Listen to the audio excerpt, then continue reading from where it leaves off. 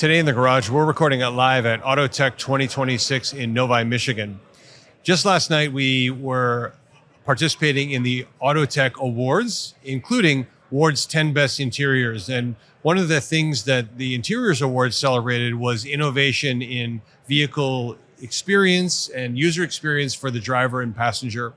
And you're seeing an evolution of how features get presented to drivers, both in terms of the displays, voice interaction, which controls are physical controls for things like volume or climate, which are soft controls on screens that are tactile and change over time. And just the use and way these things are evolving is changing all the time, and user appetites are changing all the time. It's a really exciting application of software. And as software-defined vehicles evolve, and as we bring more AI into vehicles, there are exciting new ways that we can use software and AI to improve the user experience. To talk about that and learn about that important topic, we brought on an expert, which is Mel Roberts. Our guest today is Mel Roberts. She's Director of North America Infotainment and Feature Planning for Stellantis. And in our conversation, we talk about the user experience in many ways, how the user experience is evolving, and how software and AI can enhance that experience now and in the years ahead. It's an exciting conversation, and I think you're going to really enjoy Mel's unique perspective. Let's go.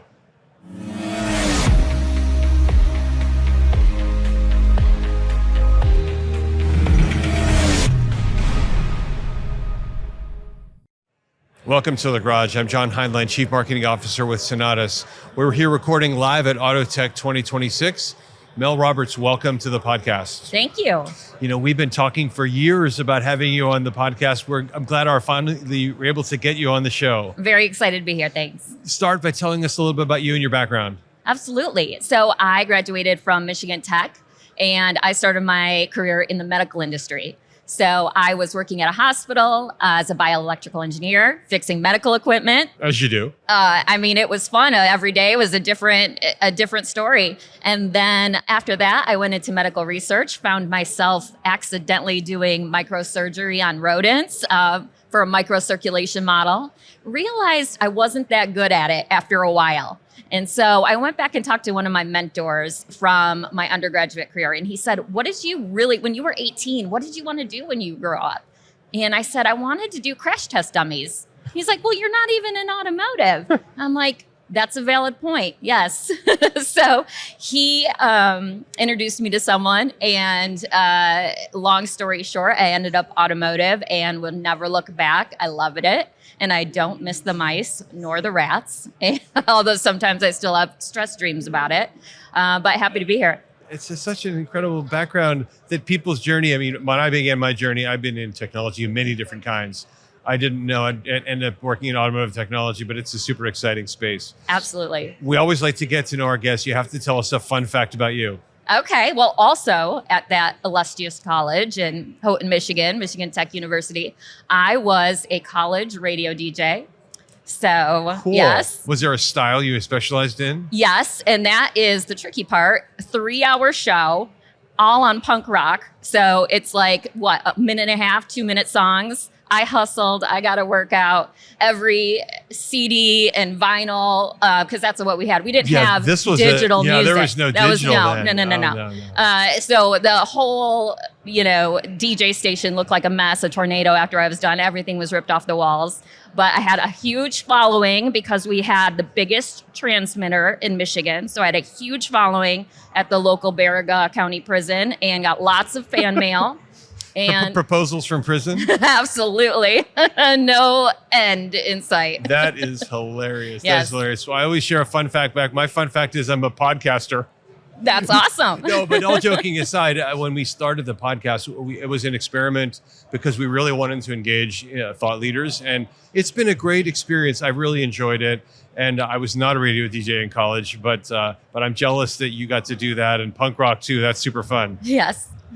So tell us now about Stellantis. For those of our listeners who may not know Stellantis very well, it's a famous company.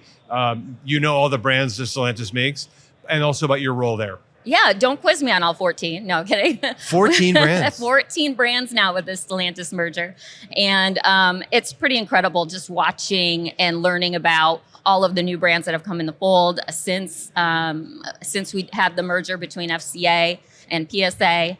And it's been really cool to just be a what our CEO would call us, a strong global company with strong regional roots. So FCA, so Fiat Chrysler Alliance, a lot of the, Dodge, Chrysler, Ram, all those Chrysler brands, many European Fiat, there's many others in there. You name a few. We're not going to get 14. Peugeot, Lancia. Right. So of course, I loved my Fiat 500, my Cabriolet. That is a cool car. My gosh. That is a cool car. Give me that car back. So anyway, many brands under the Stellantis umbrella. And then what's your role for Stellantis? Well, I am focused on the North America brands. So my Jeep, my Dodge, my Ram, my Chrysler, those are my 4 babies. That is where I spend my time. And your scope of responsibility is on infotainment and feature planning? Yeah, so any feature, anything that the customer would interact with. Certainly from my time from my first job of cup holders. Cup holders are still one of the most important features to our customers. If I bring it up, it will ignite a passionate response in anybody I talk to. Trash management to, all the new digital features that we can do, things that are coming up on the infotainment. Safety and peace of mind is always very important and critical to our customer base. On the podcast, we focus on software, and especially these days, we're spending most of our time talking about AI. So let's start by beginning with exploring how OEMs are typically using AI in vehicles today, and then we'll go on a journey about what we can do in the future. So what's your experience what are typical ways AI is used in vehicles so far? I think a lot of people are talking about that surface level interaction with the customer that we're kind of seeing on the phone. So the enhanced conversational personal assistant. But I see much more power than just that.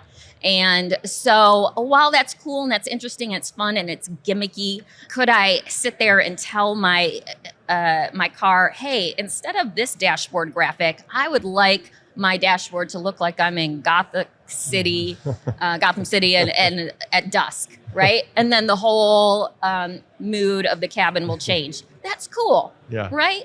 But AI is very powerful, and we have to start talking about the return on investment and what is the value for the customer. Does the customer need that Gotham City dashboard? Maybe, maybe not. So I'm really exploring what are those value propositions and where should we strategically be using AI? I think when many people think about AI, I think there's a feeling that maybe people really mean LLMs or large language models. But the reality is that's just one small part of it. Everyone knows ChatGPT or Anthropic, very topical these days. But there's actually much more to it than just those simple models. And some people talk about SLMs or small language models. Can you tell us what is an SLM and what are other ways we should be thinking that AI could be part of the story? Well, it's interesting you asked that. And because of these conversations I have with the amazing supply base and the technical experts that I meet at conferences such as this, they've been educating me about the importance of an AI orchestrator and making strategic decisions and highly trained small language models. And the importance for that, as it's been explained to me, is then you can decide. We all know that large language models are very data intensive, and that's costly. So we also know they have a lot of artifact. So if I, as a customer, ask my car, what is that icon that's on the dashboard? Or what is the sound that I'm hearing? I don't want that command to go out to an LLM that reads a Reddit thread of some conspiracy theory. I want it to go to the trusted information, the grounded AI. I would rather it retrieve that information locally because it should be small enough to fit within our edge computing environment. I want it to get that answer with low latency, and I want it to be accurate, and I want it to be exactly the correct answer when it has to do with vehicle functions and vehicle safety. If I'm asking about, Taylor Swift's wedding day, okay, you can go to the LLM for that. You can go to Reddit for that. I don't care. So 2 or 3 interesting things you said there. One is that SLMs, because of their small, that's the S in SLM, they don't have to have the same kind of massive compute intensive capabilities. We're talking about building data centers near rivers so they have enough hydroelectric power to power the data center. I mean, that's not a car. So it's something that could be in a car first. Second, and I'm so glad you mentioned that, the trusted data sources, because SLMs can be more tailored, they can be more customized and built on authoritative, proven sources that are known and trusted and viewed and reviewed by the OEM. So I think that's really, really great. And finally, they can be in the vehicle. So latency, whether it's response time or responsiveness just in general, can be much more powerful. It's really great. Yeah. And, as I eavesdrop on conversations around here or at CES earlier this year, you hear a lot about, oh, AI is scary. AI is error prone. AI is going to take our jobs. It's going to, and it's all of these big things. And AI is a tool. Every year there's a new tool that we're both equally concerned about or, excited about, and both at the same time. So for me, it's all about choosing the right way to use this tool. You don't come in with a sledgehammer when you can come in with a nail file. I love how you said that. And people think about AI as monolithic, but the reality is the artifacts come when you're trying to solve very general purpose knowledge. When you look at application specific AI, the answers are very reliable, very trusted, and they're also, they don't need to be complicated, overly complicated, as you say, the sledgehammer. That's a great example. Yeah. Another thing, when people think about LLMs, I think they immediately connote LLMs with voice and voice commands. And I'm sure as part of your responsibility, you look a lot at voice interactions in vehicles and what cases people will use voice commands for and whatnot. What's your take on voice and how voice interactions in the vehicle have evolved? The evolution of voice is really interesting. Some people are doing it better than others. And I also see it's almost like a horse race where you think someone's out in front and then someone takes over. And I think that in a vehicle going forward, a multimodal experience is going to be great, because what I notice sometimes when I'm doing voice interactions, in vehicle or out of vehicle, predominantly actually outside of vehicle, is the regurgitation back can be lengthy and clunky, and I don't have time for that, right? So I would like to see, because we have these beautiful screens in the car, because we've embedded lighting and other, audio cues, visual cues, let's have a great multimodal experience where if I ask for the weather, maybe it displays on the screen instead of reading me each day where I've forgotten what happened on Monday by the time they get to Thursday. If I am asking the vehicle to turn up the, I'm cold, right? Make me warmer. Maybe it's a subtle ambient lighting switch that just gives me the red that says, yes, I heard you, and I'm making it warmer, and blue would be make it colder. So combining those multimodal cues, I think, is really interesting. It lets the user know that the vehicle is responding to you, but in a less obtrusive way. And what I noticed, even just coming down here today with all the detours to get to Novi from where I'm from, is my GPS is competing with my Sirius XM, and I was not pleased because it's talking over each other. Right. But there were things I needed to know. And I was glad that she told me that there was a cop ahead, right, or emergency vehicle, or a detour. Yeah. But I also missed the punchline on the show I was listening to. Shout out to Howard Stern. Don't cut that.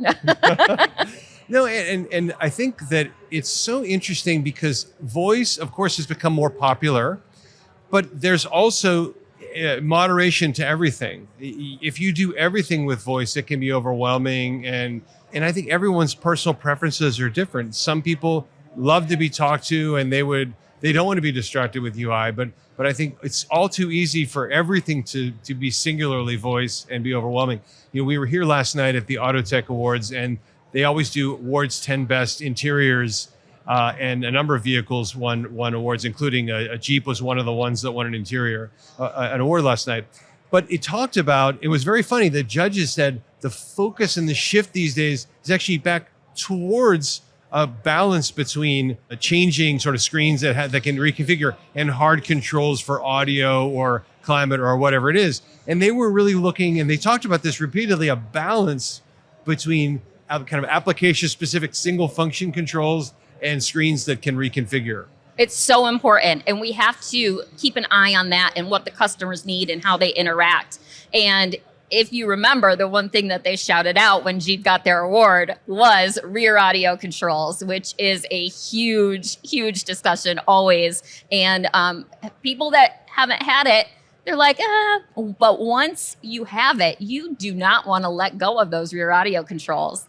And I think it's a little bit about a power struggle in my own car, because my fiance will try to turn down my punk rock subtly, and I'm turning it up with the manual button. He's turning it down like when he thinks I'm not looking. So, but for the fact that Big Brother is turning down my punk rock, the volume controls, physical volume controls being dedicated, very important. And there's certain buttons like that we need to remain hard buttons. Right.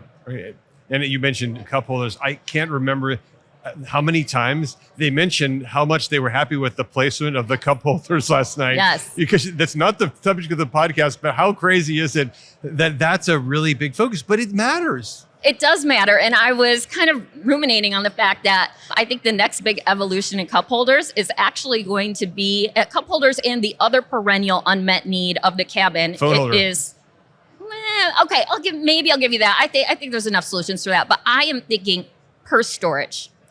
Purse storage might not be your top concern, but it's many people's top concern. It's a perennial unmet need. And the technology that I believe that's going to solve this is steer-by-wire, believe it or not. I think getting all of those mechanical monuments out of my cabin and you have more leg room and more space. Getting that space back to prioritize the space for what I need it, which is more cup holders. I need all the drinks and my purse. Well, there you go. There's a first. There's a first for the garage. Right. Purse holders. Now, you mentioned a number of topics around personalization. And personalization has really been changing a lot in these days, with some vehicles being hyper-personalized. And we're seeing some interest in that in the survey we recently did. I'm sure we'll talk about that a little later. What's your take on personalization and where we are as an industry? I have seen that one ebb and flow as well. When we were taking a look at and benchmarking infotainment maybe 3 to 5 years back, it wanted to be, the industry was endlessly, I'm going to configure this. I'm going to swipe this over from this screen to that screen. And I want my widgets to be exactly what I want them and the same shape and the size and customized. And I think what we found is those are underutilized features and sometimes considered digital clutter. They don't necessarily want peak customers to have to go and reprogram their whole, a super user might. But not everyday customers want to sit there and hyper-personalize their entire screen. They want us as the experts in UX and UI to say, this is the right information to display in the right place in the right time. Right. And that, to me, is the key. And when we can do that and utilize these new tools with respect to AI and customization, and connected data, real-time alerts going to the right location. And also just, I'm a huge fan of the HUD, the heads-up display screen, and getting information prioritized over there. So I think that will be a better level of personalization for us. And then the second aspect I would think that is an emerging and under-met need that will start to grow is climate. Because I think we have the tools now. It's just a little bit expensive, right? We have the tools. We can scan your body heat. We could say, where should we direct the air? Automatic. We know how to do it. We can motorize a vent. We can scan your body, but it's expensive. So I'm curious to see what AI can do to help us redeploy those oscillation patterns and make it more like a custom Dyson experience within your cabin. It's so unique. I never heard that anyone suggest that idea, because of course you can set, automatic temperature, changes the fan, but the reality is different passengers, men, women, tall, short, may have different kind of body experience for when they're so really adjusting it even more than what we think of as auto today. Yeah. That's very powerful. Well, that and sitting right here, right? Like, I got the lights on me. It's like I got some hot spots, like I would like some subtle breeze gently directed in my vicinity. Mental note, we'll add a subtle Yes. breeze to the future. The hair blown back. Yeah. And the other thing you mentioned was about thinking about the UX design. And we work with a number of different user experience, user interface designers in our company and other companies. And it's an important profession. Those experts really think through about how to present information in a smart way. And I know for my vehicle, I love how it was clearly very thoughtfully designed, and it's not very personalizable. There's some careful personalization about some information I can choose to show or not, but fundamentally, it's just thoughtfully designed. I get in rental cars sometimes, and you have the ability to really move screens around in kind of, I think, frivolous ways, and a lot of the screens are hard to read. And as a rental car, it's kind of almost unsafe because you want to make sure that the key information is viewable. So I really celebrate the thoughtful UX design coupled with tasteful, sensible customization for maybe people's personal, for example, entertainment or not, for example, or maps or not, for example. Yeah, I think that's the right way to go. And I also think that with increasing levels of autonomy, that becomes even more important. So I love to deep dive these things with the thoughtful experts at our company, because like you said, it's very carefully designed, every aspect, and they have words and terminology and rationale as to every little piece of it. But for me as the end user, what I really need to know is if my car is in one of these higher levels of autonomy, it's not that I see brake lights ahead of me or I saw a car weaving in and out in front. Did my car see it? And that's the only way I'm going to truly be able to let go and say, yes, I will let you have autonomy in this situation. You have to make people feel comfortable that the car is seeing what you're seeing. Yeah, I completely agree with you. My car has that capability when I'm in sort of lane keeping mode, lane assist mode, and kind of cruise control, and the car in front slows down. It's incredibly reassuring to display on the dash that shows, I see that car ahead. Don't worry, I got you. Yeah. And I'm going to be slowing down in a careful, measured way, as opposed to I need to take over control. And that's probably my single most important feature to me, to know that it sees the car in front, and it does. I agree with you completely. Now, we recently did a survey with Omdia. In fact, this show Informa is affiliated with Omdia and the Informa Group.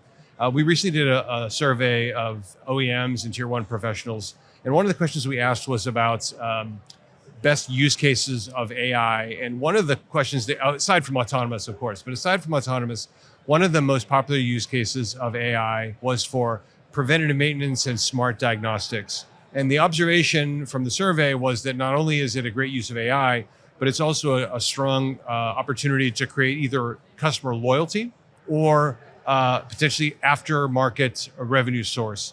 What's your take on that? And do you see that as a useful use of AI? And do you believe that's helpful for your drivers and customers? I really do. I think I've been testing it for years. It always tests really, really well, various use cases. I think it's very similar to what we were calling, dynamic road view with respect to the visual feedback of the car knowing. So the car knowing other things with respect to tire wear, payload indication, things of that nature. That gives the customer the peace of mind. And that's what they want first and foremost. They don't need their car to be, as much as, I love an infotainment feature, they don't need it to be a repeat of their cell phone on wheels. Mm-hmm. I think the return on investment for AI in those applications is really powerful, because when we looked at predictive maintenance in little buckets, it's like, okay, I'm going to put a new sensor on the brake pads. I'm going to put a new sensor here. I'm going to put a new sensor there. So now I have these new sensors that are costly. I have to read those sensors. I have to do something with that data. Right. And then sometimes those sensors fail. Right. And so people are bringing their cars to the shop and they're like, there was nothing wrong with the car, but the sensor failed, and you hear that all the time, and they're paying to replace that. And I think with AI, we can have virtual sensors that are, the digital twin that is going to process this data. And without the added hardware and the added risk of putting that hardware in that could potentially fail, we could get a lot of these use cases. So it almost skips this whole level of where we were trying to deploy these things via one at a time sensor solutions. We might be able to jump that whole scenario and start to bring in predictive maintenance applications much faster with these types of analyses. And that goes back to what we were speaking about. And I think I shouldn't speak to it too much because I don't have the depth in this area. But if I understand correctly, the SLM versus the LLM, those highly trained, grounded AI models that the experts in the field will develop specifically for those use cases, and we deploy those. So instead of thinking of as AI as like salt that we're sprinkling over everything, let's take those little grains and decide where are we going to best deploy them. And in my mind, the predictive maintenance is the key area for true value to our customer. We agree, and we're hearing that from our customers as well, that predictive maintenance and smart diagnostics, I think those are sort of cousins, so I lump those together, is so important. And our AI technician product we're exploring right now and showing in the demo, literally just behind this wall, is showing how you can use a lot of existing data sources to give a better experience. You also mentioned something that's so important and I think underappreciated is we don't have to put new sensors in the vehicle. A lot of the genius here and a lot of the smarts is taking the data we actually already have and looking at it in new ways. I kind of liken it to a needle in the haystack. The needle's already there. If we just know to look for it and where to find it, we can get the useful information instead of having to put dedicated sensors for different applications. So it needn't be a cost burden. It could be a cost benefit. Absolutely. And I also think that analyzing the data has also become a huge juggernaut in terms of we thought we had to collect all the data, and now we have all the data, where we're going to store it, how are we going to process it. And the interesting new solutions and the new technology is really being strategic in, I'm going to collect this data for this time because of this reason, because AI is helping me define those boundaries. And then I can collect less data, I can collect more relevant data, and I can make decisions accordingly. So I think that is another powerful use case instead of this kind of a few years ago mentality where it's like, let's collect everything. Yeah, I agree. I like it to a fishing net, sort of just trolling the ocean, and you get the fish, but you also get fish you don't want and lots of broken bottles and whatever. Just really zooming in on the things you're looking to capture, I think is so important. Much more sensible with cost, much more sensible with cloud upload bandwidth and storage and all of those things. This has been such a wide-ranging conversation. Yes. I'm so glad we were able to finally get together and talk. You've brought together your perspective on your customers is so invaluable, and thank you for sharing it with us. Thanks for having me. If you like what you're seeing in this episode, please like and subscribe to see more like it, both from shows like Autotech and from around the world. Thanks very much, and we'll see you again in another episode very soon.